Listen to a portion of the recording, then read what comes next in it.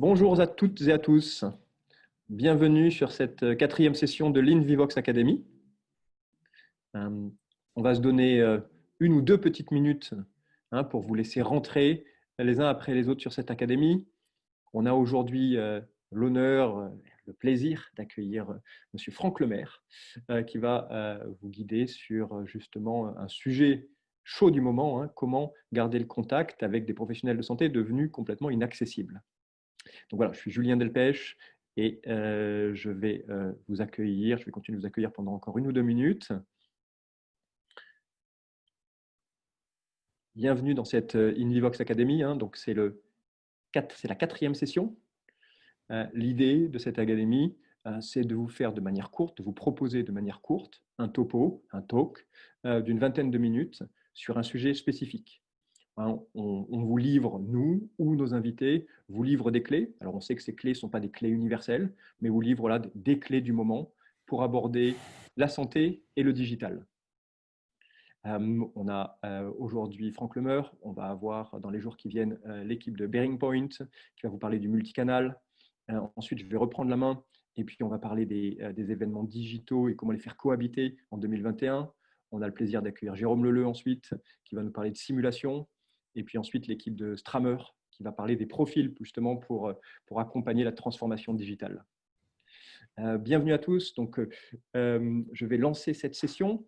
On est aujourd'hui avec Franck Lemaire. Donc, pour ceux qui ne connaissent pas Franck Lemaire, Franck a un passé dans l'industrie pharmaceutique. Il a passé une dizaine d'années chez Sanofi.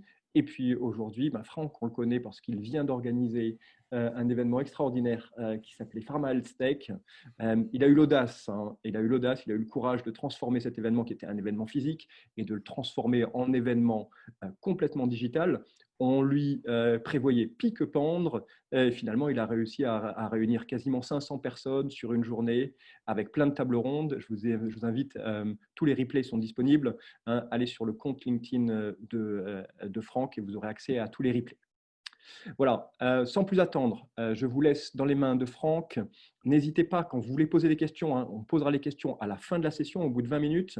Vous savez comment ça fonctionne aujourd'hui, c'est très simple. Il y a la petite icône qui ressemble à deux bulles de BD. Il y a écrit Q et R derrière, ça veut dire questions et réponses, évidemment.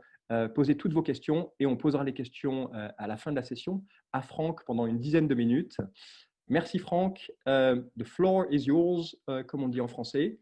Et excellente session à tous.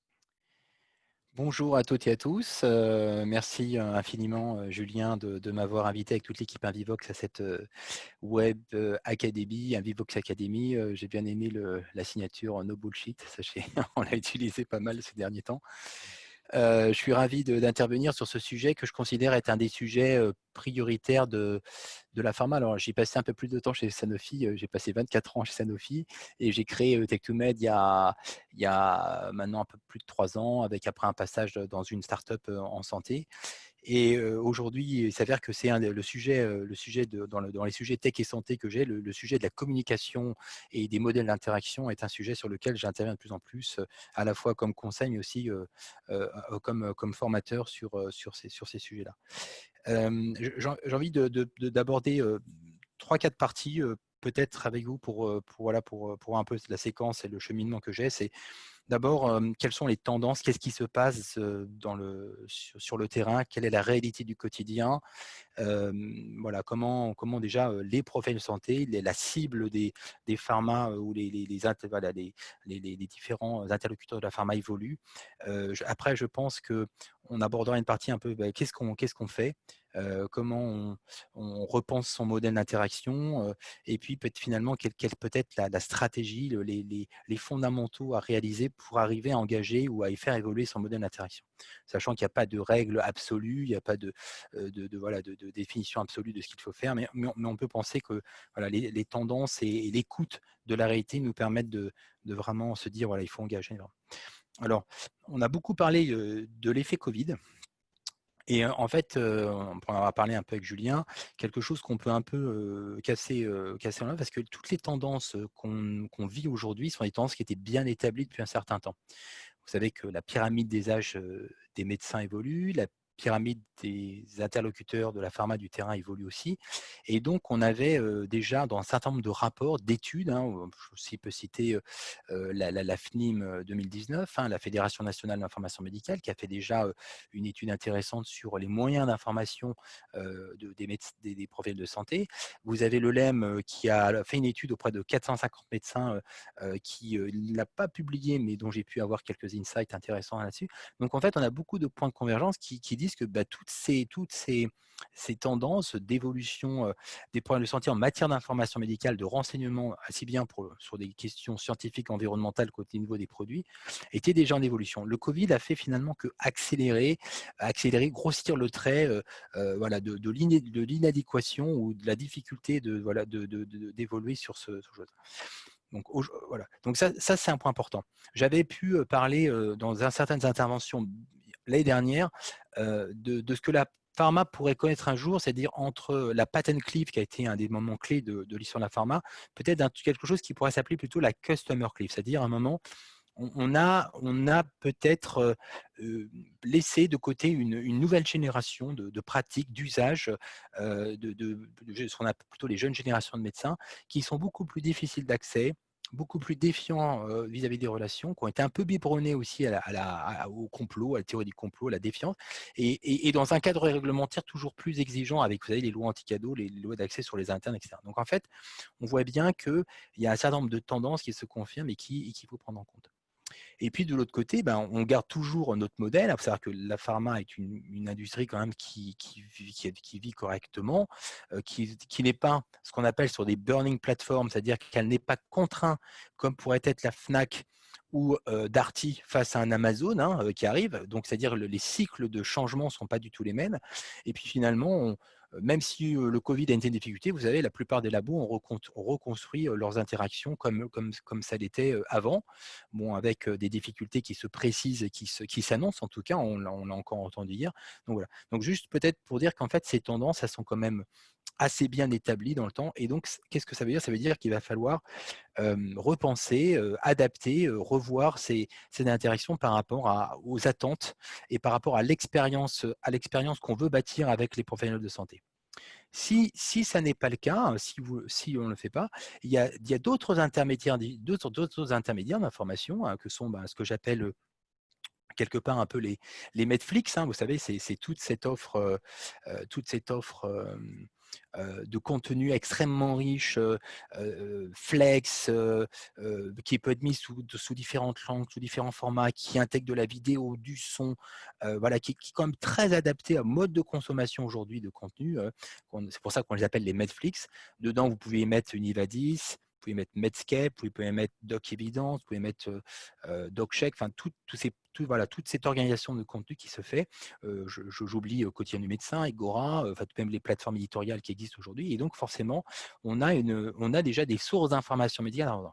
Le deuxième source d'information qu'expriment en tout cas les jeunes générations de médecins, c'est très clairement ce qu'ils appellent le recours aux pairs. Pair, PAIR, les pairs, peer-to-peer, c'est-à-dire je veux demander mon avis, je veux me former, je veux échanger, je veux discuter de cas avec mes pairs, c'est-à-dire que ou avec la communauté qui m'est offerte ou qui m'est possible. Donc en fait, on voit l'émergence de plateformes comme Invivox ou d'autres, je ne veux pas les citer pour ne pas faire de tort à Invivox, mais en tout cas, on voit émerger des plateformes de mise en relation, donc en fait, ou même, je pourrais même appeler d'expert on demand. Donc les modes de consommation de contenu, les modes de consommation d'informations médicales sont des tendances déjà établies, mais qui vont probablement s'accélérer avec l'accélération des nouveaux usages numériques et digitaux des médecins qui ont, vous savez tous, explosé pendant la période Covid, parce que la téléconsultation, qui était quand même assez faible, était quand même une pratique peu utilisée, là, quand même. Et puis, vous avez des médecins qui disent aujourd'hui, écoutez, moi, je pense que mes habitudes ont changé, je maîtrise un peu mieux tous ces outils, comme nous tous, d'ailleurs, on a tous appris à mieux maîtriser les outils digitaux.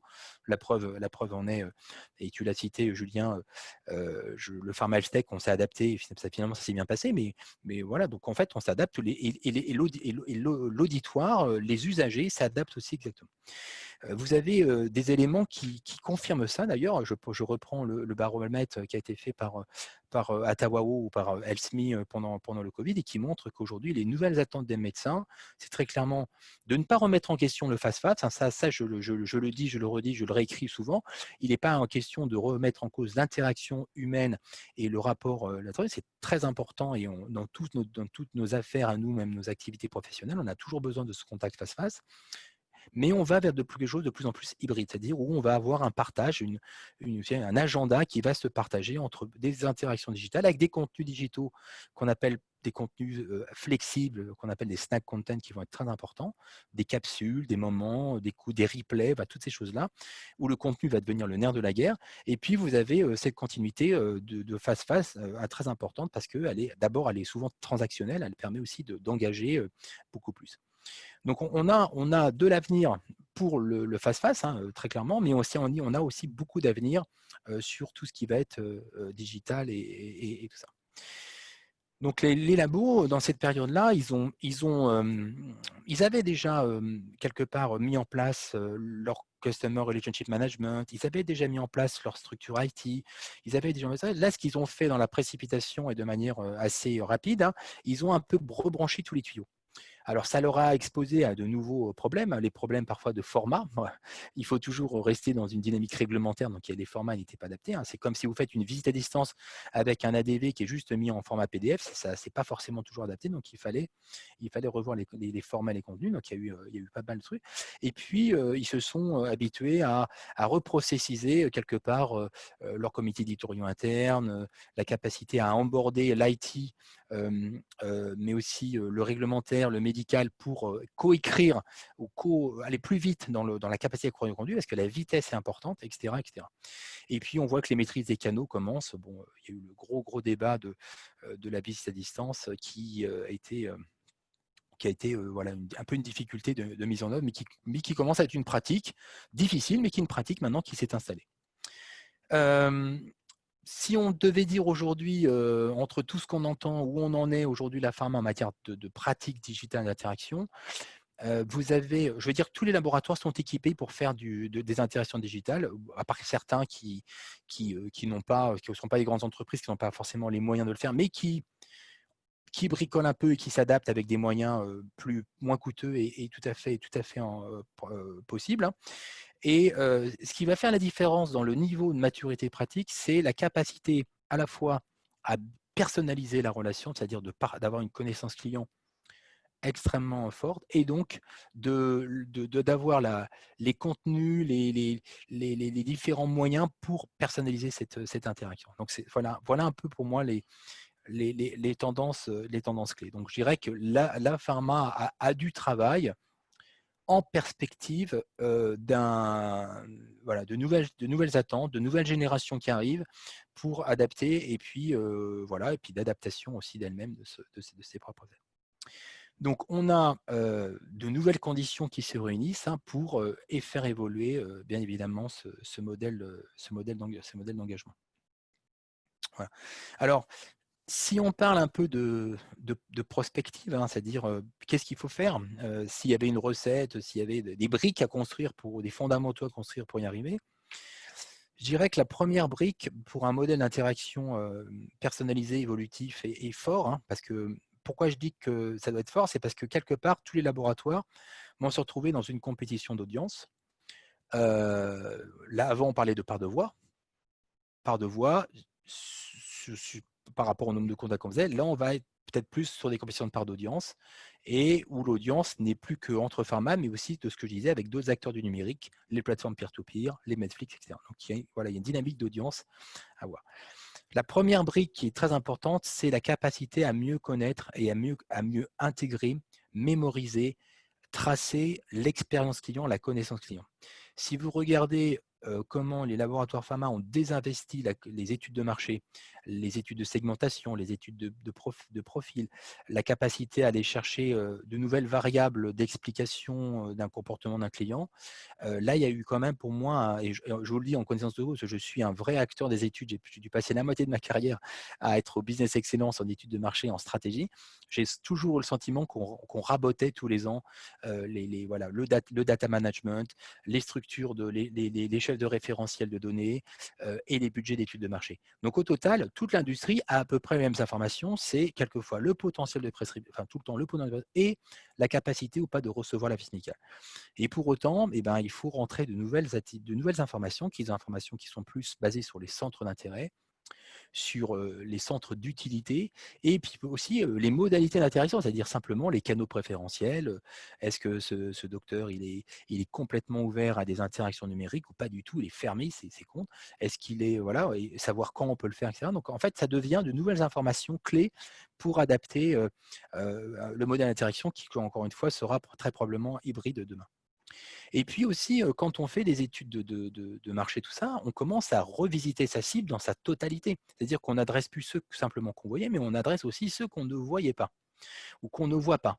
Et quand on voit l'érosion de la génération qui voit la visite médicale et quand on voit le poids que prend la nouvelle génération, on risque d'avoir un vrai problème d'accès, indépendamment du Covid, un problème d'accès qui est un problème d'accès par habitude, par réflexe, par usage, qui fait que la visite médicale ou le labo, moi, je prends mes informations, je vais sur le site du labo, j'ai mes outils, j'ai tout ça, j'ai ma newsletter, et j'ai pas besoin de plus. Pourquoi si j'ai pas le temps, enfin, la notion du temps est très grande. Donc en fait, c'est important, voilà, de revisiter cette connaissance client, de la rendre exhaustive, de l'enrichir, d'investir dedans, parce que demain, effectivement, elle peut devenir un moyen voilà, de différenciation auprès de chaque client. Il y a eu d'ailleurs un table ronde Pharma-Health-Tech, MSD était intervenu sur le fait qu'ils avaient mis en place depuis quelques années une forme de plateforme de data science dans lequel ils avaient fait des data requests importants, puis ils avaient traité ces données. Et ils étaient capables d'avoir des fiches d'information clients plus abouties que ce qu'ils avaient avant. Et donc, ça pouvait servir, recommander une modalité d'interaction avec un médecin. Je check le temps si je suis pas top. Si je suis dans les temps, c'est bon. Okay.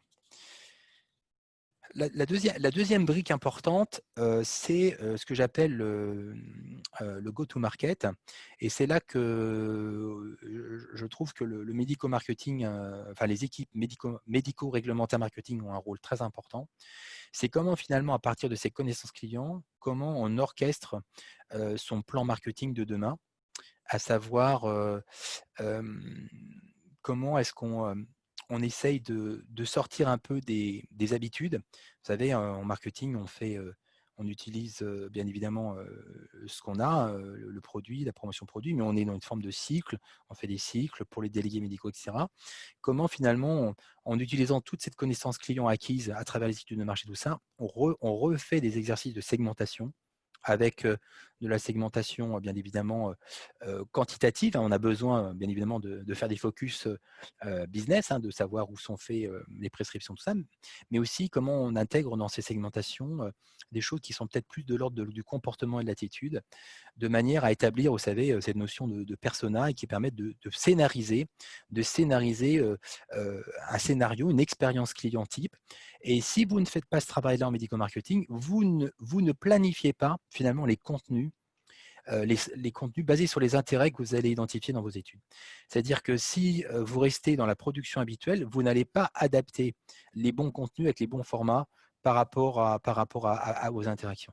Donc ces exercices de go-to-market, ils deviennent clés parce qu'ils vont permettre de prévoir, d'anticiper la programmatique éditoriale, les canaux qu'il va falloir adapter, etc. Et donc de préparer, de planifier cette expérience client. Donc en fait, c'est de la scénarisation par rapport simplement à des personas. Et derrière, ça va aussi programmer les formats qui sont très importants. On n'en parle peut-être pas assez, mais vous savez, on est dans une génération qui s'appelle un peu le snack content, et ça existe aussi au niveau des professionnels de santé. C'est-à-dire qu'en fait, entre lire un mail ou un TAP de 15 pages, on va préférer lire une infographie.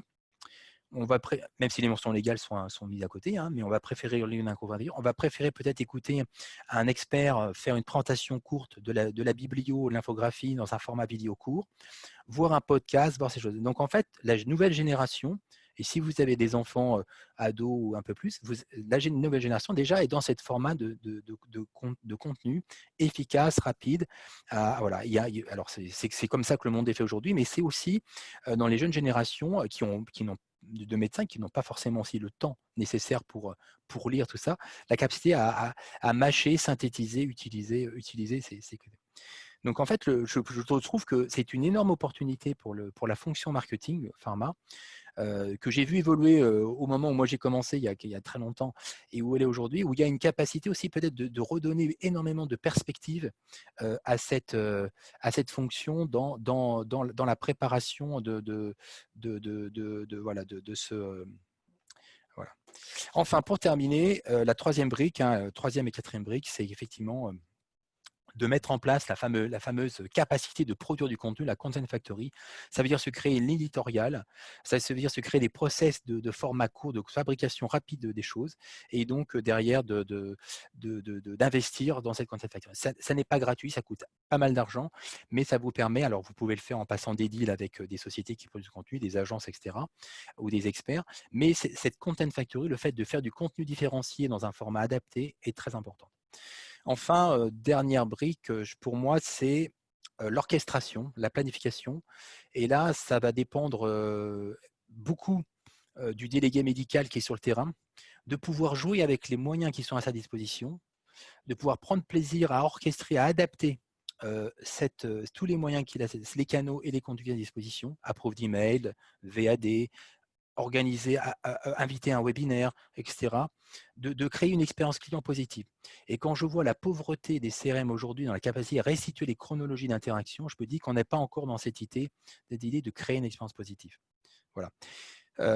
Donc, créer cette expérience, elle peut se faire en interne dans le laboratoire, mais elle peut aussi se bâtir avec des acteurs extérieurs. Vous savez, aujourd'hui, vous avez des acteurs comme vous, Vivox, hein, mais vous avez aussi des displays, hein, c'est 360 Medics, Ad4Health, enfin, tous ces gens-là qui sont capables aussi de vous aider à faire atterrir les bons contenus à la bonne personne au bon moment. C'est-à-dire parce qu'eux, ils ont des communautés de médecins, ils ont de l'information, ils ont des assets digitaux qui permettent de faire des choses. Donc, vous voyez, au total, entre les plateformes existantes, les accords que vous pouvez faire avec les Netflix et les nouveaux acteurs numériques, vous pouvez aussi ajouter à la brique d'usage du délégué tous ces nouveaux outils. Et dernière idée, pour bâtir ça, pour bâtir ce nouveau modèle d'interaction, je ne vois pas comment ça ne peut pas se faire en mouvement d'entreprise avec une forte implication des comités de direction et de la gouvernance, parce que ce n'est pas qu'une affaire que du marketing, des ventes et du terrain, c'est vraiment l'affaire de toute l'entreprise. L'orientation client en est une, et la transversalité, elle est très, très importante pour valoriser toute cette nouvelle approche business, etc. Et après, effectivement, il faut bien aussi mettre tout ceci en perspective des priorités du business, hein, de la performance à atteindre pour pouvoir y arriver. Voilà. Donc, ma recommandation finale, c'est de pas d'investir dans une forme de refonte de son go-to-market à un moment où on va faire probablement cette installation du modèle hybride dans le monde de la pharma. Voilà, je crois que j'ai à peu près terminé mon topo. Est-ce que je ne sais pas s'il y a une session de questions maintenant. Je dois être dans les temps, Julien, à peu près, non? Perfect. Merci beaucoup Franck. Tu es parfaitement dans les temps et je pense que c'est l'objet de ces topos, de faire court parce qu'on sait que le temps nous est tous compté. Donc merci de nous avoir donné voilà, ces 4 grandes parties. Alors j'ai quelques questions, je te les soumets. Hein. Alors j'ai une première question sur la Content Factory.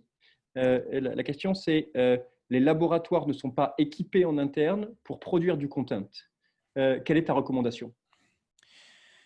Alors, tous les laboratoires ne sont pas équipés. Par contre, ils peuvent s'équiper d'un process, d'un modus operandi qui permet voilà, de se doter d'un écosystème. Souvent, les laboratoires ont des experts. Les laboratoires ont des experts avec lesquels ils contractualisent. Donc, ils peuvent demander à leurs experts d'écrire, de les aider à construire cette Content Factory. Pour moi, le nerf de la guerre, il faut savoir que les Content Factory, aujourd'hui, je crois que j'en ai 3 en portefeuille dans mon activité. Pour 3 laboratoires différents. Et quelque part, ça veut dire qu'on organise une forme de comité éditorial dans le business qui fait cette Content Factory. Et on définit à l'avance une planification des contenus et le format dont on a besoin. Et on orchestre à la fois les scripts d'écriture, la rédaction des experts, la validation réglementaire de tous les scripts et les experts, et après on les met en tournage, en podcast, en tout ça.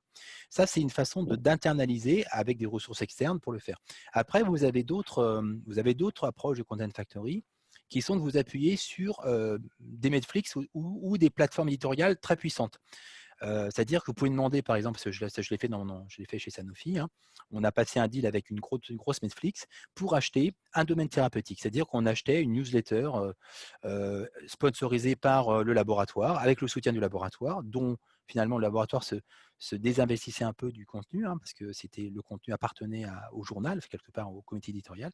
Mais ça envoyait à tous les médecins dont le laboratoire avait l'opt-in le newsletter préformaté qui est parti comme ça. Donc, vous pouvez aussi avoir des stratégies d'alliance pour faire de la Content Factory. Mais c'est quelque chose qui peut coûter assez cher, ouais, tout à fait, qui peut être un investissement important. Ah, je t'entends pas, Julien. Pardon. On a une deuxième question au sujet de la fermeture des hôpitaux, hein, qui rend les professionnels de santé dans les hôpitaux inaccessibles. Est-ce que selon toi, c'est une tendance de fond qui risque de perdurer en 2021?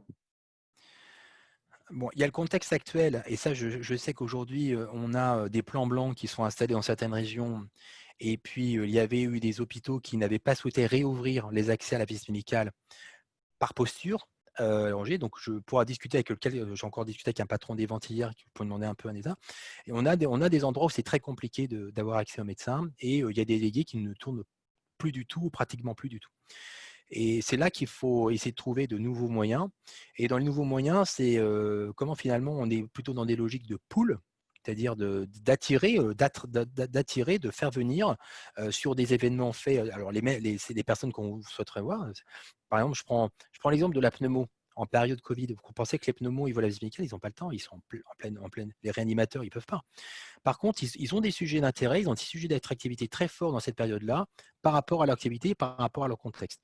Donc, si vous êtes en mesure, et ça tu l'as fait Julien, si tu es en mesure de produire un contenu qui s'appelle Réa et Covid, Pneumo et Covid, au moment où c'est un fort intérêt, ils vont venir. Alors, si en plus ils sont sur les réseaux sociaux et vous arrivez à les capter sur le numérique, sur LinkedIn ou autre, ils vont venir, et si c'est fait avec le soutien d'un laboratoire, il peut y avoir derrière un rebond, un suivi, un email, un contact téléphonique, une VAD, enfin un truc dessus.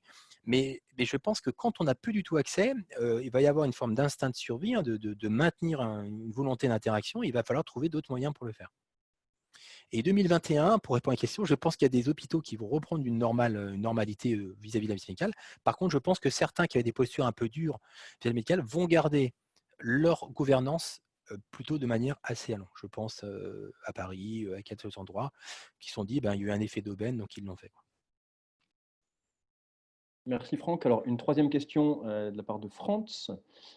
Franz te remercie pour cette conférence éclairante. Merci. La Merci. question, en tant qu'ancien patron d'une force de vente, que répondrais-tu aujourd'hui à un délégué qui se questionne sur sa vraie valeur ajoutée dans une approche hybride? Alors, c'est une excellente question. Je peux vous dire que j'ai eu l'occasion de former à peu près 300 délégués médicaux sur l'évolution de leur métier. J'ai eu des formations qui sont devenues des réunions syndicales, donc ça a été très sportif.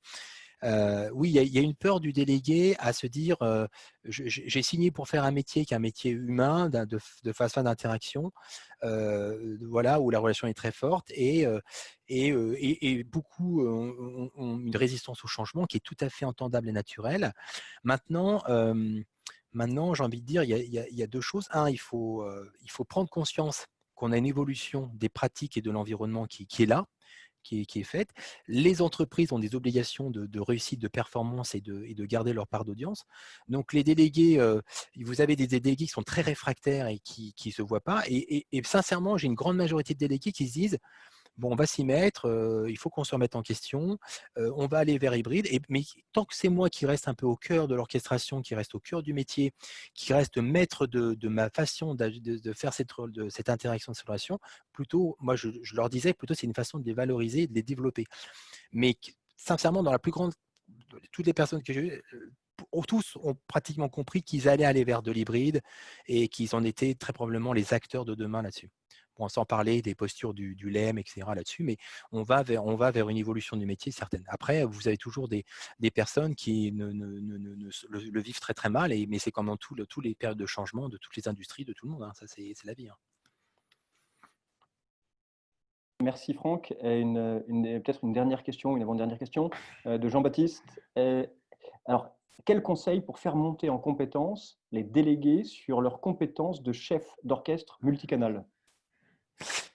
Il faut les former et puis il faut leur déléguer la responsabilité de pouvoir le faire. Donc en fait, il faut leur expliquer et leur donner les moyens de s'entraîner, de faire. Alors vous allez peut-être commencer par leur ouvrir 1 ou 2 canaux, puis 3, puis 4, et puis après de leur faire conscience en disant bon, les gens ils s'adaptent et ils ont des habitudes. Mais finalement, je pense que le meilleur moyen de les faire monter en compétence, c'est effectivement de les former, de les préparer, de les entraîner, de lever les freins, tout ça, enfin tout ce que j'ai pu faire certaines. Et puis après, d'y aller, de faire du test and learn. Je pense qu'il faut un moment s'y mettre, essayer. Et le témoignage de certains vis-à-vis de leurs collègues peut être un moyen aussi de donner envie à d'autres d'essayer, de dire pourquoi il y arrive, moi, lui et pas moi, etc., etc. Vous savez, les gens qui ont des très grands secteurs depuis plusieurs années, ils étaient ils utilisaient le mail et le téléphone depuis longtemps parce qu'ils n'avaient pas envie forcément de faire 600 km par jour pour un docteur. Hein. Donc, mais je pense qu'il faut que les directions médico-marketing entreprises leur donnent les moyens voilà, de faire différemment ce métier, donc acculturation, formation, et que les outils fonctionnent. Quoi. Très bien. Acculturation et formation sont les deux mamelles du nouveau visiteur médical. Merci Franck. Une dernière question. Il est 16h30. Hein. L'idée, c'est de rester dans les 30 minutes. Donc, une question de Didier qui demande, à côté de la pauvreté des CRM dont vous avez parlé, quel type de processus mettre en œuvre en plus à côté? Alors, la pauvreté des CRM, c'est la pauvreté d'exploitation de CRM. Ce n'est pas les outils. Les outils ne sont pas pauvres. Les outils, c'est des outils, c'est des moyens. C'est surtout la pauvreté d'exploitation et d'utilisation des CRM. Je trouve que les chronologies, le fait de les fiches clients sont souvent très, très faibles de ce que j'ai pu voir. Donc, en fait, il y a une forte possibilité d'étendre ça. Et si on veut augmenter la connaissance client et la data dans les CRM, hein, c'est-à-dire il y a normalement, la RGPD est quelque chose qui doit être intégré dans le processus pour le faire. Sachez que la RGPD, c'est un cadre, mais qu'il est tout à fait possible pour une entreprise de faire ses déclarations d'information, que ces informations soient objectives et pas subjectives. Vous avez tout truc. Et normalement, dans les entreprises de taille pharma, vous avez des DPO qui maintenant ont digital officer, protection officer, qui sont là pour s'assurer que ce qui est mis dans les systèmes est tout à fait conforme aux règles du métier, à la charte de l'aide médicale et qui respectent en tout cas les libertés de chaque médecin. Et normalement, tous les médecins doivent être au courant des datas et des traitements des datas qui sont faits à leur sujet par chaque laboratoire. Ça s'appelle des demandes de consentement. Voilà. Tu es en mute encore. Voilà. Décidément. Écoute, merci Franck. Merci à vous. On a eu pas mal de questions sur le réglementaire. Alors, juste pour information, on est en train de planifier une réunion avec des spécialistes du réglementaire en santé parce qu'il y a énormément de questions là-dessus. Donc, bientôt sur la NVivox Academy, vous verrez apparaître une nouvelle date qui abordera spécifiquement toute la complexité du réglementaire quand on fait du marketing digital et en donnant des réponses claires sur ce qui est possible et ce qui n'est pas possible et ce qui n'est plus possible. Merci à toute l'équipe NVivox et puis merci à tous les auditeurs qui ont écouté cette session. J'espère. Merci beaucoup Franck, merci de ton temps et puis à très bientôt sur tous les différents formats digitaux qui sont en train de naître. À bientôt, au revoir.